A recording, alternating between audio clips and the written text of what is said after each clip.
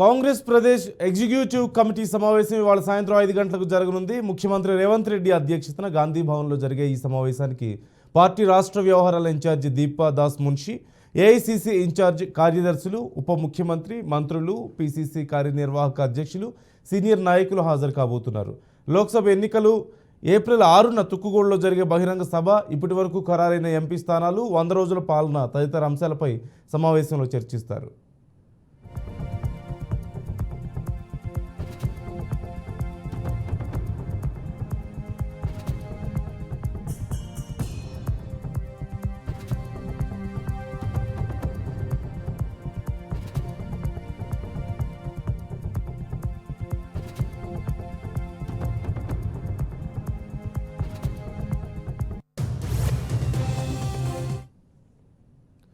April 6న తుక్కుగూడలో జరిగే బహిరంగ సభకు ఏఐసిసి అధ్యక్షుడు మల్లికార్జున ఖర్గే, అగ్రనేత రాహుల్ గాంధీ హాజరు కానున్న విషయం తెలిసిందే.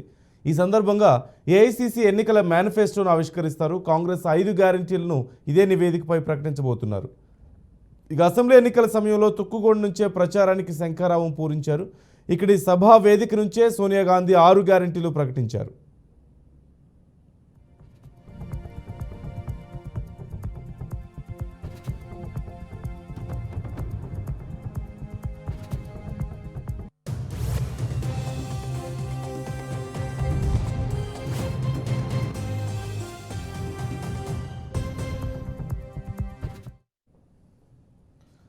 అనంతరం రాష్ట్రంలో అధికారంలోకి రావడంతో తుక్కుగూడను పార్టీ సెంటిమెంట్గా భావిస్తుంది. లోక్సభ ఎన్నికల నేపథ్యంలో ఏర్పాటు చేస్తున్న తుక్కుగూడ బహిరంగ సభను రాష్ట్ర కాంగ్రెస్ ప్రతిష్టాత్మకంగా తీసుకుంటోంది. సభ విజయవంతానికి ఏర్పాట్లు, నిర్వహణ కమిటీలు, జన సమీకరణ తదితర అంశాలపై ఇవాళ జరిగే పీఈసీ సమావేశంలో నేతలకు రేవంత్ రెడ్డి దిశానిర్దేశం చేయనున్నారు.